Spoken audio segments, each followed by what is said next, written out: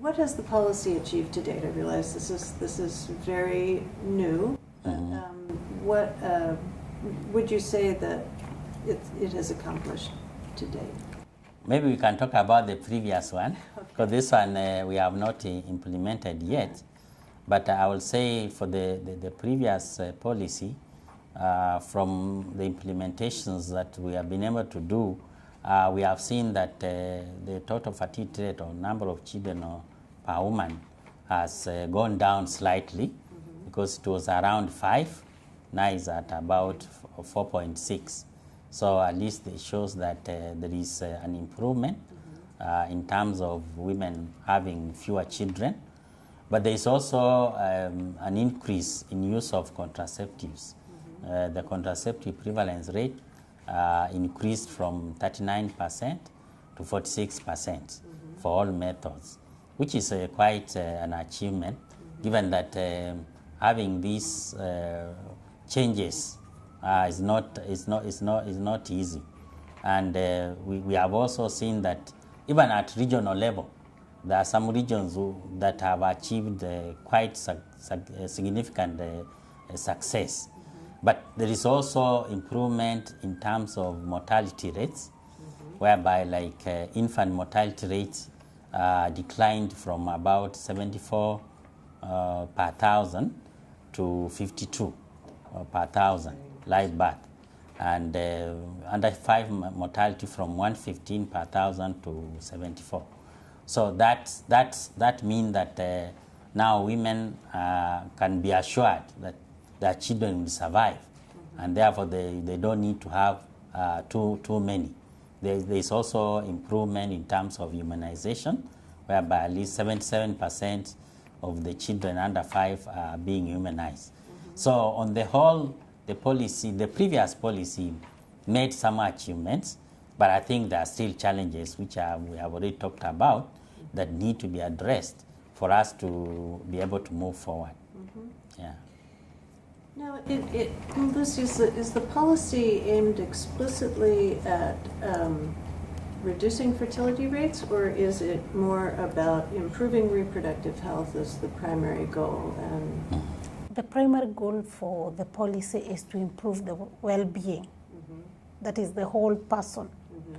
It looks at the reproductive health, it looks at all things that affect education, environment, but it has those emerging issues. Like he was talking, we have issues on reproductive health that is addressing.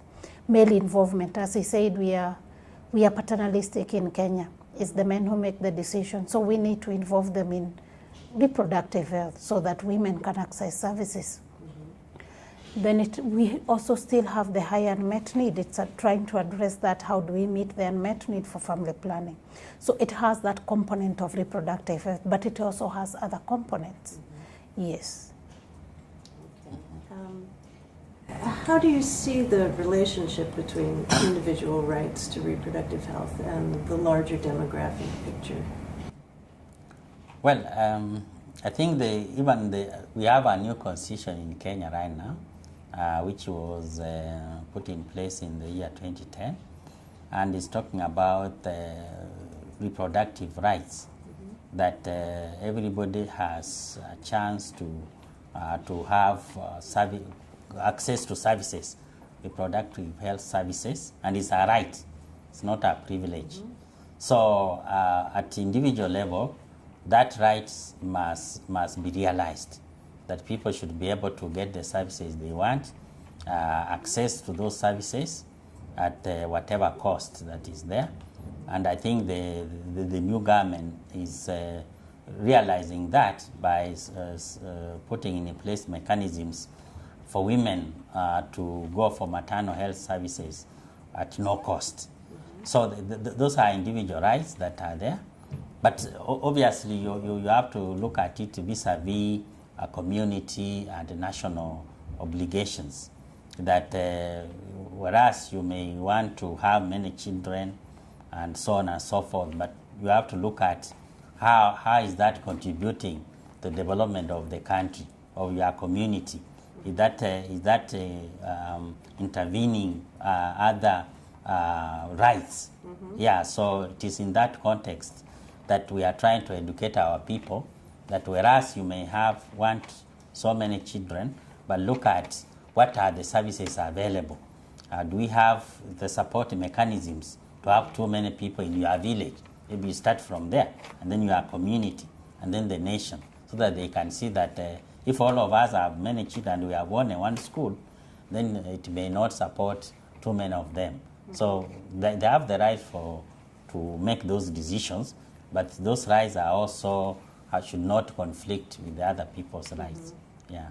But at the same time, when individuals have the right to make decisions about their reproductive health, it seems that there are larger benefits for families and communities. Yeah.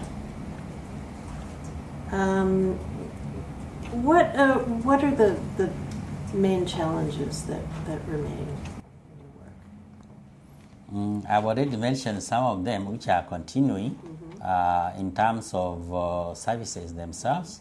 I think we still have that as a challenge.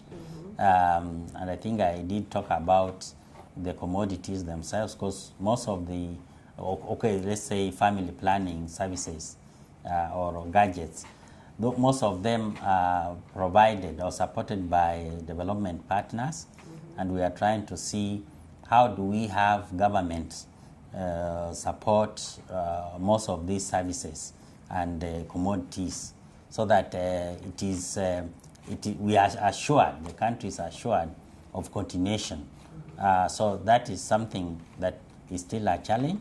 There is still the high fertility rates, both for young people and even adults, which we have to look at. Because if you look at the country now, we have a very high growth rate, population growth rate of 2.9%, meaning that every year we have over 1 million births or children being born.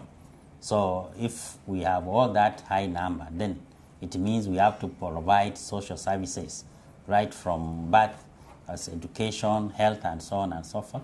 And that is a big demand for the economy, because now most of the money must go to provision of services. So if we can work on the high fertility rates, then that is something that this policy is trying to address.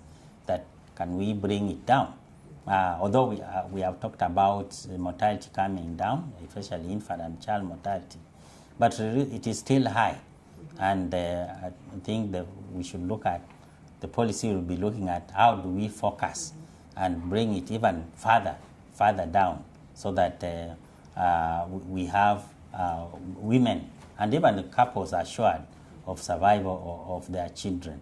And I think that goes with the unmet need for family planning and other associated issues that like the regional differentials, which still exist, and so on and so forth. So there are many challenges. Male involvement, which is still a problem, and we are trying to see how that can be addressed through the strategies we are coming up with.